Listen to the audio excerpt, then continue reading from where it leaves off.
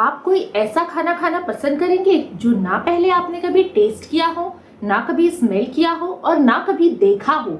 आप में से 100% लोगों का जवाब होगा नहीं, पहले हम खाने को टेस्ट करेंगे उसके बाद ही खाएंगे। लेकिन जब हम बच्चे को खाना खिलाना शुरू करते हैं, हम गलती क्या करते हैं कि हम बच्चे के मुंह में डायरेक्ट डाल देते हैं और बच्चा उसे आउटराइट रिजेक्ट कर देता है, बिल्कुल नहीं खाता। तो ये थी मिस्टेक नंबर 1। ऐसे 5 मिस्टेक मैं आपको बताने वाली हूँ जिसको सुधार करने के बाद आपका बच्चा फटाफट से खाने लगेगा और उसका वेट भी बहुत जल्दी बढ़ेगा। तो ऐसे ही जानकारी वाली वीडियोस देखने के लिए आप हमें सब्सक्राइब जरूर कीजिए और इंस्टाग्राम पे फॉलो कीजिए ताकि मैं आपके क्वेश्चन का आंसर जल्द से जल्द दे सकूं। तो चलिए शुरू करते हैं। मैं हूं डॉक्टर रश्मि और आप देख रहे हैं बेबी केयर लाइव। हम कभी भी ऐसा कोई फूड खाने की कोशिश नहीं करते हैं या पसंद नहीं करते हैं जिसे हमने पहले कभी नहीं खाया हो, ना ही कभी स्मेल किया हो, ना ही कभी टेस्ट किया हो। सिमिलरली जब बच्चा 8 महीने के ऊपर हो जाता है, जब वो 1 साल तक पहुंचना चालू हो जाता है, तो उसमें फूड प्रोसेसिंग की क्षमता, मतलब खाने को समझने की, उसे स्मेल करने की, उसे टेस्ट करने की जो क्षमता होती है वो डेवलप होनी शुरू हो जाती है। तो ऐसे में अगर आप बच्चे को जब खाना देंगे तो ये इम्पॉर्टेंट है कि पहले वो उसको समझे। तो इसके लिए आपको क्या करना है, जब भी आप बच्चे को फूड ऑफर करते हैं तो उसे उसके साथ थोड़ा सा खेलने का मौका जरूर दीजिए। बहुत सारे पेरेंट्स को ये मेसी लग सकता है क्योंकि बच्चे काफी ज्यादा खाना फैला देते हैं, गंदगी कर देते हैं, लेकिन ये बच्चे की अल्टीमेट डेवलपमेंट के लिए बहुत इंपॉर्टेंट होता है। इससे बच्चे के सेंसेस तो डेवलप होते ही हैं, साथ ही उसका फूड के प्रति अट्रैक्शन डेवलप होता है और उसे खाने की इच्छा होती है। तो इसीलिए बच्चों को खाने के साथ खेलने देना एक बहुत ही अच्छा ऑप्शन है। थोड़ा मेसी है लेकिन बच्चे के लिए बहुत ज़रूरी है। तो आप ये गलती बिल्कुल ना करें कि बच्चे के मुंह में डायरेक्ट आपने फूड डाल दिया and you are expecting that baby will eat. ऐसा नहीं होगा। बच्चे को थोड़ा फूड को समझने का मौका ज़रूर दीजिए, फूड को प्रोसेस करने का मौका ज़रूर दीजिए। मिस्टेक नंबर 2, जो दूसरी बहुत कॉमन मिस्टेक है वो ये है कि बच्चे, जो पेरेंट्स होते हैं, वो बहुत ज़्यादा टीवी या मोबाइल दिखाकर खिलाते हैं। जब भी बच्चे टीवी या मोबाइल देखकर खाते हैं तो वो सोच समझ नहीं पाते और वो बस टीवी देखने में ही बिजी रहते हैं, वो खाने के प्रति ध्यान ही नहीं देते। तो ऐसे में पेरेंट्स बहुत जल्दी जल्दी उनके मुंह में खाना डालते जाते हैं, बच्चे खाते भी जाते हैं और फूड फिनिश हो जाता है। पेरेंट्स को लगता है कि वाह, क्या हमारे बच्चे ने तो क्या जल्दी जल्दी खा लिया। लेकिन इससे होता ये है कि बच्चे का जो एसोसिएशन है वो फूड और टीवी दोनों का हो जाता है। मतलब जब आप टीवी ऑन नहीं करेंगे बच्चा बिल्कुल भी खाना नहीं खाएगा, वो एक तरीके से एडिक्ट हो जाएगा, जो कि बच्चे के लिए बहुत गलत है। दूसरा इसका इफेक्ट ये है कि बच्चा फूड को प्रोसेस नहीं कर पाता, फूड को समझ नहीं पाता, उसका टेस्ट उतना अच्छे से डेवलप हो नहीं पाता और इसीलिए बाद में उसको ये सारे फूड एकदम ब्लैंड लगेंगे और वो बिल्कुल भी खाने की कोशिश नहीं करेगा। तो अगर आप अपने बच्चे को टीवी या मोबाइल दिखा के खिला रहे हैं तो ये बहुत गलत है। आप ये तुरंत स्टॉप कीजिए। इंस्टेड उसको कुछ और दिखा सकते हैं, कुछ खिलौने वगैरह दिखा सकते हैं या कुछ खेलने की चीज़ें दे सकते हैं, तो उससे उसका ध्यान इतना ज़्यादा बटेगा नहीं और वो खाने पे भी ध्यान देगा और वो धीरे धीरे खाना सीखेगा भी। थर्ड इम्पॉर्टेंट मिस्टेक, तीसरी मिस्टेक ये होती है कि हम बच्चे को खाना खिलाते हैं लेकिन उसके साथ खाते नहीं हैं। इंडियन अकेडमी ऑफ पीडियाट्रिक्स ने और बाकी सारी एसोसिएशन ने ये कहा है, इस चीज़ को प्रमोट किया है कि पॉट फीडिंग आप बच्चे के साथ कीजिए। पॉट फीडिंग मतलब बच्चे के साथ खाना खाना। फॉर एग्जाम्पल, अगर बच्चा दिन में 5 बार खाता है तो उसमें कम से कम 1 या 2 बार आप उसके साथ सेम थाली सेम बर्तन में खाइए। बहुत सारे एल्डर्स कहते हैं कि बच्चे के साथ सेम थाली या सेम बर्तन में नहीं खाना चाहिए क्योंकि उससे इन्फेक्शन होता है, लेकिन सारे पीडियाट्रिक एसोसिएशन इस बात को प्रमोट करती है क्योंकि इसके बहुत फायदे भी होते हैं। अब फायदे क्या होते हैं? पहला फायदा, इससे बहुत अच्छी बॉन्डिंग डेवलप होती है। मदर और बेबी में बहुत अच्छी बॉन्डिंग डेवलप होती है। जब बच्चा देखता है कि मेरी मम्मी इसको खा रही है तो उसे लगता है, उसे कॉन्फिडेंस आता है कि अगर मम्मा खा रही है तो मैं भी खा सकता हूँ और वो बहुत खुश होकर खाना खाता है।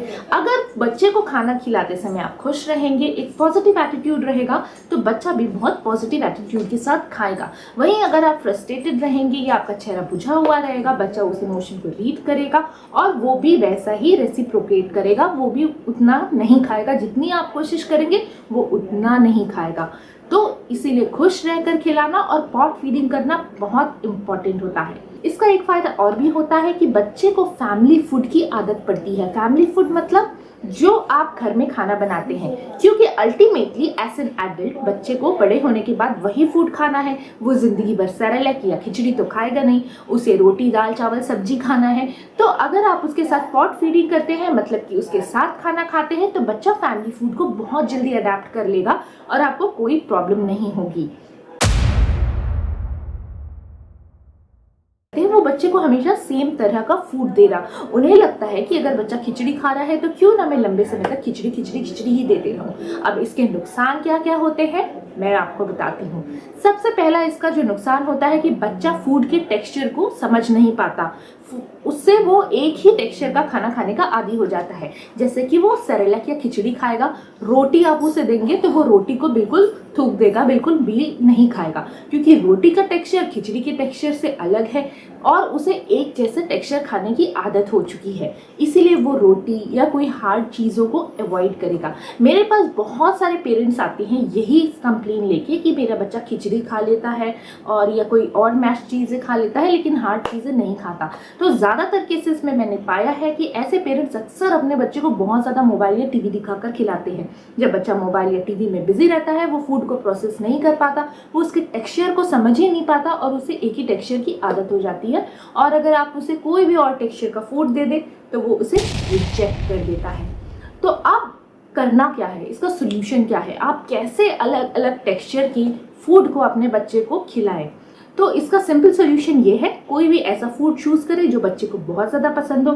फॉर एग्जाम्पल, अगर बच्चे को मैश्ड पोटैटो पसंद है, पोटैटो का टेस्ट उसे पसंद है, अब हमें उसे पोटैटो का अलग अलग टेक्सचर पसंद करवाना है।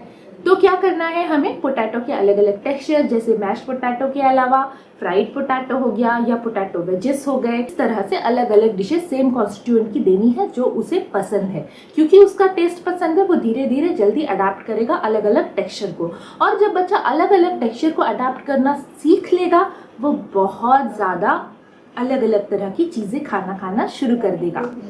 तो ये टेक्निक आप ज़रूर अपना के देखें। यूज ऑफ कॉन्डिमेंट्स हो गए, सॉस हो गए या ऐसी कोई चटकारे वाली चीज़ें बच्चों को बहुत पसंद होती है और अगर आप उसे फूड में मिलाते हैं तो वो उसे जल्दी अडाप्ट कर लेता है। फॉर एग्जाम्पल, मेरी बच्ची रोटी खाती है लेकिन ऑमलेट नहीं खाती, तो मैं क्या करती हूँ, बच्चे को अक्सर रोटी के साथ सॉस देती हूँ, उसे सॉस का टेस्ट बहुत पसंद है। मैंने फिर धीरे धीरे सेम सॉस को ऑमलेट के साथ देना शुरू किया। तो अब क्योंकि इसमें सॉस का भी टेस्ट है, वो उसे इजीली अडॉप्ट कर रही है और अब वो धीरे धीरे ऑमलेट भी खाना शुरू कर दी। इस टेक्निक को हम बोलते हैं use of preferable item and non preferable item combination.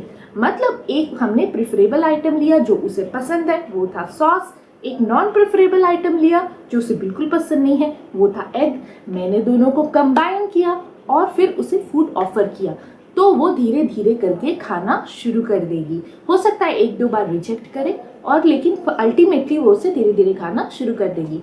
तो ये थी मेरी fourth technique. And fifth and last and most important technique, don't give up.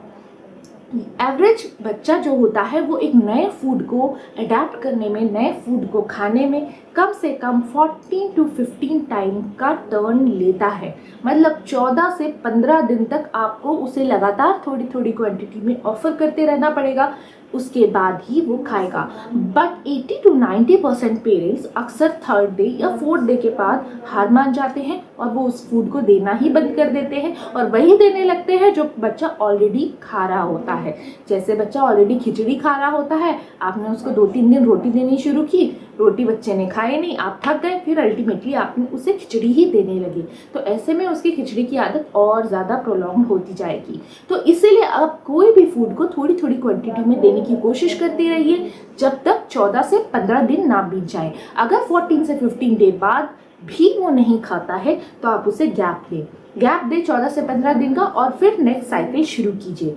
ऐसे करते करते धीरे धीरे बच्चा अडॉप्ट कर लेगा। वैसे 98 to 99% बच्चे 14 से 15 दिन के अंदर ही नए फूड को अडॉप्ट कर लेते हैं अगर आप उसे सही टेक्निक से खिला रहे हैं। बच्चा जब ज़्यादा हंग्री होता है, जैसे कि दोपहर का समय हो गया जब उसे बहुत ज़्यादा भूख लग रही है, या फिर अर्ली मॉर्निंग हो गया, तो ऐसे में जब ज़्यादा हंग्री होता है तो वो नए फूड को अडॉप्ट करने उसको इजी होता है, वो नया फूड खा लेता है। जैसे कि जब हम ज़्यादा भूखे होते हैं तो हमें जो मिलता है हम खा लेते हैं, लेकिन अगर हमें कम भूख लगी है तो हमें फिर दाल नहीं बिरयानी चाहिए होती है। तो सेम बच्चों के लिए भी सेम यही अप्लाई होता है। तो इस वीडियो में आपने जाना कि अगर आप सही टेक्निक से बच्चे को फूड ऑफर करेंगे तो वो बहुत जल्दी फूड को अडॉप्ट करेगा, बहुत जल्दी फूड को खाना सीखेगा। मेरी एक प्रो टिप ये है कि जब बच्चा 12 महीने से लेके 2 साल का नहीं होता, मतलब 1 साल से लेके 2 साल के बीच के बच्चों को आप बहुत वैरायटी ऑफ फूड ऑफर कीजिए। वो इसीलिए क्योंकि ऐसे बच्चे एडल्ट में हो, जब बड़े हो जाएंगे तो वो बहुत ज़्यादा अलग अलग वैरायटी ऑफ फूड खाएंगे और हेल्दी रहेंगे। अगर ऐसे बच्चों को कम फूड ऑफर किया गया, फॉर एग्जाम्पल किसी बच्चे को 1 साल से 2 साल के बीच में हमने फ्रूट ऑफर ही नहीं किया, तो वो जब बड़ा भी हो जाएगा तो उसे वो फ्रूट बिल्कुल पसंद नहीं आएगा और वो फ्रूट नहीं खाएगा, तो जिससे उसका न्यूट्रिशन कॉम्प्रोमाइज होगा और वो एक हेल्दी एडल्ट नहीं बन पाएगा। इसलिए इस एज ग्रुप में बच्चों को बहुत ज़्यादा आप वैरायटी ऑफ फूड देने की कोशिश कीजिए ताकि बच्चा आगे चलकर हेल्दी रहे। ऐसे ही वीडियोस देखने के लिए आप सब्सक्राइब ज़रूर कीजिए और शेयर कीजिए अगर ये इन्फॉर्मेशन आपको अच्छी लगी है तो मिलते हैं फिर किसी और वीडियो में, तब तक के लिए बाय।